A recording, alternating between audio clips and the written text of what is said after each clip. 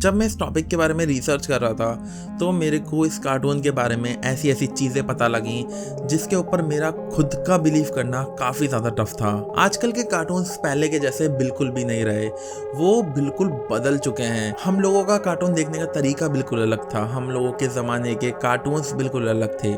हम लोग उनको टीवी पे देखा करते थे, बट आजकल के बच्चे जो हैं फ़ोन पे शिफ्ट हो गए हैं या फिर आईपैड्स पे शिफ्ट हो गए हैं। बेसिकली देखा जाए तो बच्चे स्क्रीन के और क्लोज आ गए हैं। एनीवेज, जिस कार्टून की हम आज बात करने वाले हैं वो है none other than CoComelon. CoComelon एक ऐसा कार्टून है जो कि कहीं ना कहीं तुम्हारे बच्चे को इतना ज़्यादा ब्रेन रोट दे रहा है जिसका तुम अंदाज़ा भी नहीं लगा सकते। आजकल के जो न्यू एज बेबीज़ हैं वो सब बहुत ज़्यादा एडिक्ट हो गए हैं इस कार्टून के। एंड बात यहाँ तक आ गई है कि बहुत सारे पेरेंट्स ने तो इसको ज़ॉम्बी वायरस भी बोला है। आखिर क्यों ये नॉर्मल जैसा दिखने वाला एक कार्टून मोस्ट हेटेड कार्टून बन गया बाय पेरेंट्स?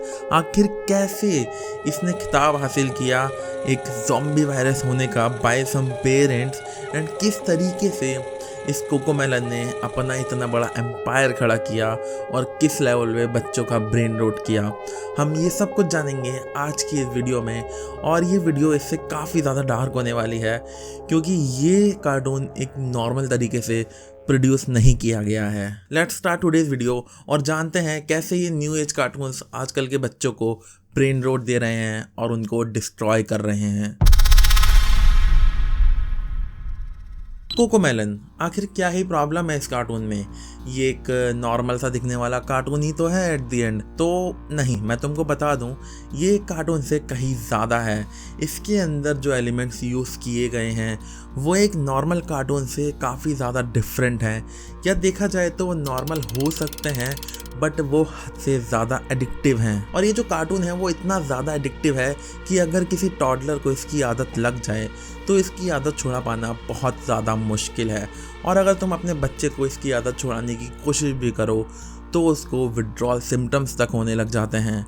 सेम वैसे ही जैसे एक ड्रग करते हुए इंसान को ड्रग्स छोड़ने के बाद होते हैं। और बात यहाँ तक होने लगी है कि हमारे पास रियल वर्ल्ड क्लेम्स भी हैं जहाँ पे पेरेंट्स क्लेम करते हैं कि इस कार्टून ने उनके बच्चे को ऑलमोस्ट डिस्ट्रॉय कर दिया। ये सारी बातें जो मैं कर रहा हूँ ये हवा में नहीं हो रही हैं।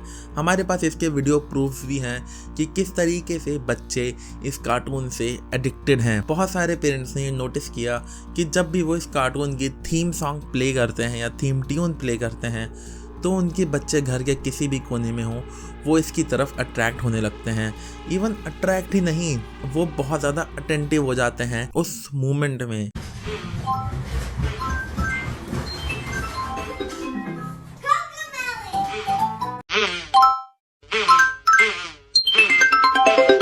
तुम बहुत सारी क्लिप्स में ये देख सकते हो कि किस तरीके से जब उनके पेरेंट्स इस कार्टून की थीम सॉन्ग को प्ले कर रहे हैं तो वो बच्चे इतने ज़्यादा अटेंटिव हो जा रहे हैं जितने वो अपनी डे टू डे लाइफ में नहीं थे। ऑल ऑफ सडन उन टॉडलर्स का मूड बदल जा रहा है, पता नहीं कैसे, बट इस कार्टून ने उस बच्चे के ब्रेन को इतने हद तक एडिक्टिव बना दिया है कि अगर इस कार्टून की एक छोटी सी टोन भी प्ले होती है तो बच्चा उसको सुन के बहुत अटेंटिव हो जाता है उसको लेके। और तुम यकीन नहीं करोगे, जो इस तुम्हें सिंपल सा कार्टून दिख रहा है इसके पीछे कितना बड़ा बिजनेस एम्पायर छुपा है। और अगर मैं तुमको इसके स्टैट्स बताऊंगा कि कितने ज़्यादा नंबर ऑफ व्यूज़ ये जनरेट कर रहे हैं तो तुम्हारे होश उड़ जाएंगे। तुम अपनी स्क्रीन पे देख सकते हो कि आज की डेट में जब ये वीडियो शूट हो रही है तो कोकोमेलन होल्ड करता है around 187 million subscribers with over 194 billions of life time views और जिनके मंथली 1.9 बिलियन व्यूज़ आते हैं। अगर तुमको नहीं पता तो मैं बता दूं,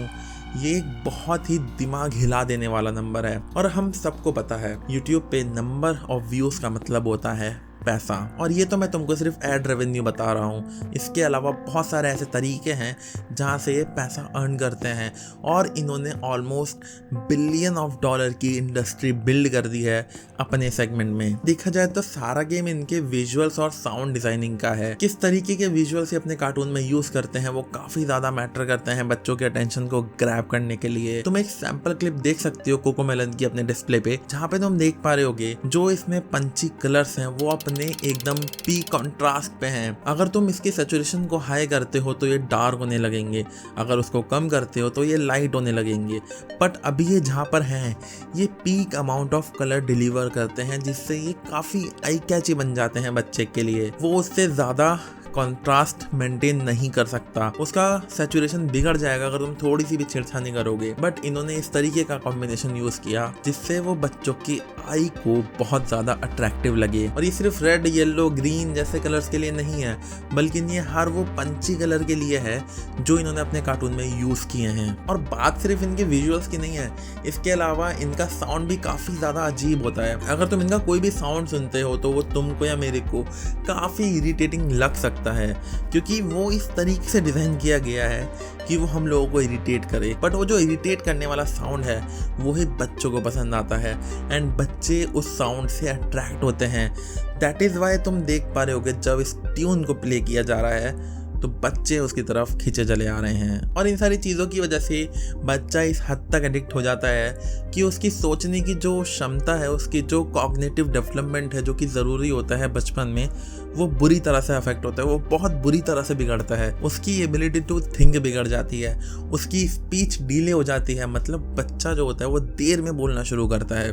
उसके बहुत सारे डेवलपमेंट फेसेस जो होते हैं वो डिस्टर्ब होते हैं इन सारे एलिमेंट्स की वजह से। So what's going to happen if you give them the device and they keep on pressing it?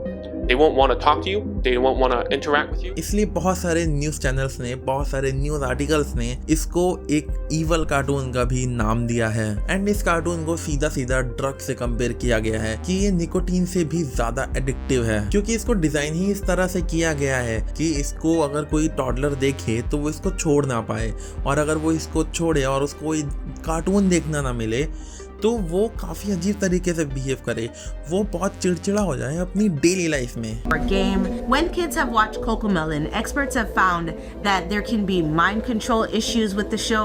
They can create an environment where the children are completely zombified. और अभी तक अगर तुमको इसका रीजन सिर्फ इनके विजुअल्स और ऑडियो लग रहे हैं तो मैं तुमको बता दूं कि तुमको थोड़ा और आगे का सोचने की जरूरत है, क्योंकि ये इससे थोड़ा सा और ज्यादा डिस्टर्बिंग है। ये कार्टून के एडिक्टिव होने का एक बहुत बड़ा रीजन इसकी पेसिंग भी है। पेसिंग का मतलब होता है the number of events happening in a shot. मतलब अगर एक कार्टून का कोई एक छोटा सा सीक्वेंस तुम ले लो, उसके अंदर कितनी फास्ट तरीके से बोला गया है या कितनी फास्ट तरीके से उसको पेश किया गया है। मैं तुमको एग्जांपल देता हूँ। अगर तुम एक मिस्टर बीस्ट की वीडियो लेते हो तो तुम देख सकते हो कि वो बहुत फास्ट पेस्ड वीडियो होती हैं, उसमें बहुत जल्दी जल्दी चीज़ें हो रही होती हैं, उसमें तुम्हें ज़्यादा सोचने का टाइम ही नहीं मिलता। उसमें एक शॉट आया, वो 3-4 सेकंड का शॉट होगा, फिर कैमरा एंगल चेंज हो जाएगा, फिर दोबारा से कुछ चेंज हो जाएगा, उसमें पीछे से साउंड चेंज हो जाएगी, साउंड की जो पेसिंग होगी वो फास्ट होगी, उसमें ओवरऑल वीडियो की मूवमेंट्स को फास्ट रखा जाएगा ताकि व्यूअर का अटेंशन बना रहे। और वहीं अगर कोई तुम पॉडकास्ट देखोगे तो वो एक स्लो पेस्ड कंटेंट होता है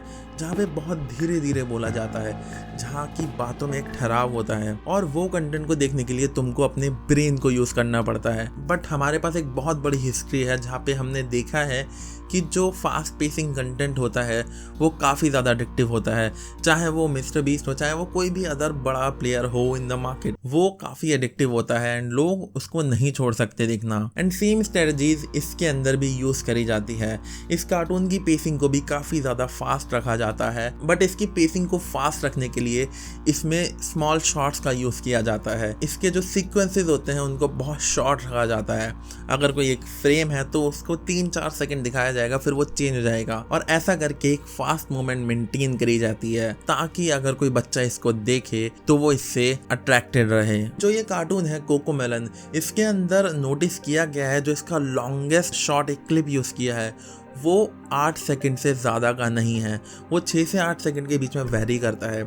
इससे बड़े कोई शॉट इसमें यूज़ नहीं किए गए। मतलब 6 से 8 सेकंड से ज़्यादा कोकोमेलन के प्रोड्यूसर्स ने एक शॉट को नहीं दिखाया, उसको चेंज किया ताकि उस टॉडलर का अटेंशन उस स्क्रीन पे बना रहे। 1 2 1 2 3 1 2 1 2 1 1 2 1 2, 1. ये रैपिड स्कर्ट्स, ये फास्ट मूवमेंट, यही वजह होती हैं बच्चे को एडिक्ट बनाने की ऐसे कार्टून से। बताया जाता है कि ऐसे जो कार्टून्स होते हैं जब उनको बनाया जाता है तो उनकी R&D में काफ़ी ज़्यादा मेहनत करनी पड़ती है। और एक बहुत फेमस एक्सपेरिमेंट है जो कि उसके डेवलपर्स करते हैं, वो एक टॉडलर को बैठाते हैं और उसके सामने 2 स्क्रीन्स रखते हैं जहाँ पे वो बच्चे को एक पे अपना कार्टून दिखाते हैं और दूसरे पे एक नॉर्मल ह्यूमन की एडल्ट लाइफ, कि किस तरीके से ह्यूमन की चीज़ें वर्क करती हैं, ह्यूमंस किस तरीके से रहते हैं, किस तरीके से ये नेचर एग्जिस्ट करती है, वो सारी क्लिप्स। और इस सारे सिनेरियो को वो डेवलपर्स स्टडी करते हैं और वो देखते हैं कि कौन कौन सा ऐसा मोमेंट है कि वो टॉडलर उनके कार्टून की स्क्रीन पे से अपनी आंखें हटा के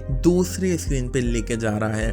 और वो जो मोमेंट होता है जिस मोमेंट में उसने अपनी आंखें हटाई, वो उस मोमेंट को कैसे और एडिक्टिव बना सकते हैं जिससे वो टॉडलर अपनी आंखें वहाँ से ना हटा पाए।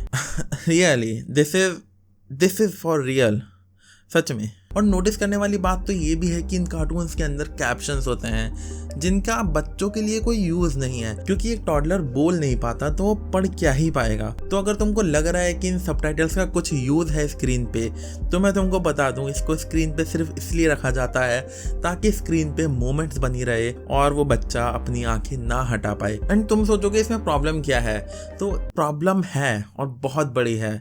इसकी वजह से बहुत सारे बच्चे ऑलमोस्ट नॉन वर्बल हो जाते हैं और बहुत सारे बच्चों को स्पीच डिले हो जाता है। और ये मैं नहीं बोल रहा, ये रियल वर्ड्स के पेरेंट्स की कंप्लेंट है, जहाँ पे बहुत सारे पेरेंट्स ने ये कंप्लेन किया कि ये कार्टून देखने की वजह से उनके बच्चों के जो स्पीच है वो डिले हुआ है, मतलब उनके बोलने का जो टाइम है वो डिले हो गया है। और कुछ पेरेंट्स तो ऐसे भी थे जिन्होंने क्लेम किया था कि इस कार्टून ने उनके बच्चे को ऑलमोस्ट नॉन वर्बल बना दिया, मतलब वो बोल नहीं पाता अच्छे से 5-6 साल की उम्र तक। और एक फैमिली तो ऐसी भी थी जिसने क्लेम किया था कि इस कार्टून ने उनके बच्चे को एक लिविंग ज़ॉम्बी बना दिया है। अब इस कार्टून के साथ प्रॉब्लम तो यही है कि जब बच्चे इसको देखना शुरू करते हैं तो ये काफ़ी नॉर्मल लगता है, बट जब इसका एडिक्शन हो जाता है तो इसको छोड़ पाना काफ़ी मुश्किल है। और अगर कुछ बच्चों को ज़बरदस्ती पेरेंट छुड़वाने की कोशिश करते हैं तो उनके बच्चों को विथड्रॉल सिम्टम्स होते हैं। और ऐसे ही कार्टून्स की वजह से बच्चों का जो कॉग्निटिव डेवलपमेंट है वो काफ़ी ज़्यादा अफेक्ट होता है। बल्कि यही नहीं, एक स्टडी में तो ये भी देखा गया कि इस कार्टून की वजह से बच्चों को ADHD जैसे प्रॉब्लम्स भी होने लगे, जो कि काफ़ी ज़्यादा स्केरी है एक छोटे बच्चे के लिए। एंड इतना सब कुछ होने के बाद जब बहुत सारे पेरेंट्स ने अपनी आवाज़ उठाई इस कार्टून के खिलाफ, तो कोकोमेलन को आके उनको रिप्लाई करना पड़ा। और कोकोमेलन ने उनको रिप्लाई दिया कि ये सारी वीडियोस जो हम प्रोड्यूस करते हैं ये सिर्फ और सिर्फ होती हैं बच्चों के डेवलपमेंट में हेल्प करने के लिए, बच्चों के कॉग्निटिव डेवलपमेंट में हेल्प करने के लिए। हाँ, आई डोंट नो कि ये कितना सच है, बट तुम अपना ओपिनियन फॉर्म कर सकते हो इन सारे सिनेरियोस को देख के जो मैंने तुमको बताए हैं, कि क्या ये सच में किसी बच्चे के कॉग्निटिव डेवलपमेंट में हेल्प करेंगी या ये उसको ब्रेन रोट देंगी। ये तुम डिसाइड कर सकते हो। शायद ये कार्टून सच में काफ़ी ज़्यादा स्टिमुलेटिंग है बच्चों के लिए। Literally this cartoon is melting your kids brain. No, तुम यही सोचोगी कि क्यों इस कार्टून को इतना एडिक्टिव बनाया गया, क्या रीज़न था जिसकी वजह से इसको इतना ज़्यादा एडिक्टिव बनाना पड़ा। तो इसका सीधा सीधा आंसर है पैसा। कोकोमेलन ही नहीं बल्कि ये सारे कार्टून हाउसेस इतना सारा पैसा छापते हैं जिसका तुम अंदाजा भी नहीं लगा सकते। इन कार्टून हाउसेस को फर्क नहीं पड़ता कि बच्चे की मेंटल हेल्थ में नेगेटिव इफेक्ट होगा या पॉजिटिव, इनको सिर्फ और सिर्फ अपने पैसे से मतलब है। ये सिर्फ ये जानते हैं कि किस तरीके से अपने कार्टून को एडिक्टिव से एडिक्टिव बनाया जा सके ताकि बच्चे इससे हुक्ड रहें और इनको एक बहुत बड़ी व्यूअरशिप मिलती रहे, जो कि तुम कोकोमेलन के एग्जाम्पल से ही समझ सकते हो। और अगर हम कोकोमेलन की बात कर ही रहे हैं तो अगर हम उसका एग्जाम्पल लें तो कोकोमेलन एक $1 बिलियन कंपनी है। अगर हम एक ओवरऑल सिनेरियो में बात करें तो तुमने इसके स्टैट्स तो देख ही लिए थे कि कितने ज़्यादा तगड़े इन लोगों के स्टैट्स हैं, और इसका मतलब होता है पैसा। तो तुम ये समझ सकते हो कि एड रेवेन्यू इनके पास $multi-million में आ रहा है महीने का। अगर हम बेसिक लेवल पे बात करें तो इनके मेन चैनल के अलावा इनके ऐसे ही मल्टीपल लैंग्वेजेस में चैनल्स हैं जहाँ पे वो सेम कंटेंट पोस्ट करते हैं बट इन डिफरेंट लैंग्वेजेस, और जहाँ पे भी इनकी व्यूअरशिप काफ़ी ज़्यादा तगड़ी है। इसके अलावा नेटफ्लिक्स जैसे जैसे प्रोडक्शन हाउसेस भी इनको पैसा देते हैं इनका कंटेंट अपने प्लेटफॉर्म पे पोस्ट करने के लिए। इसके साथ साथ ये बच्चों के फर्नीचर्स बनाते हैं, बच्चों के लिए क्लॉथ्स बनाते हैं, उनके लिए मर्चेंडाइज बनाते हैं और उनके लिए बहुत सारे टॉयज बनाते हैं, जिससे ये एक बहुत बड़ा चंक ऑफ मनी बनाते हैं। इसके अलावा इनकी एक पर्सनलाइज्ड वीडियो सब्सक्रिप्शन भी है, जिसमें ये कुछ तो बच्चों के साथ करते हैं, उनको कुछ तो सिखाने की कोशिश करते हैं, जिसकी कॉस्टिंग अराउंड $36 पर मंथ है और जिसमें बहुत सारे बच्चे एनरोल्ड हैं। तो ये बहुत बड़ा चंक ऑफ मनी यहाँ से भी बनाते हैं। इसके अलावा इनके लाइव शोज भी होते हैं जहाँ पे ह्यूमंस इनके कैरेक्टर्स की कॉस्ट्यूम पहनकर आते हैं और एक प्ले करते हैं बच्चों के लिए, वहाँ से भी ये लोग पैसा कमाते हैं। तो they have multiple sources of streams जहाँ से पैसा कमाते हैं, but they only give the brain rot to the public, जो कि शायद हमें संभालने की ज़रूरत है। और शायद अभी तक तुमको जवाब मिल गया होगा कि इस कार्टून को इतना ज़्यादा एडिक्टिव क्यों बनाया जाता है। सो हे गाइस, होप तुम्हें आज की वीडियो पसंद आई हो।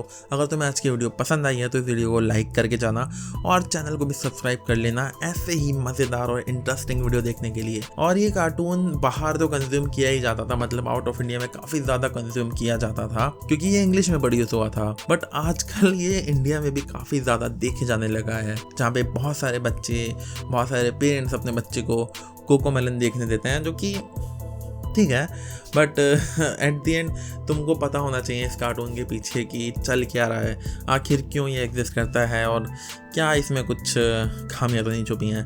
खैर एनीवेज, मिलेंगे जल्दी एक और नए वीडियो में, तब तक के लिए ठड़ा।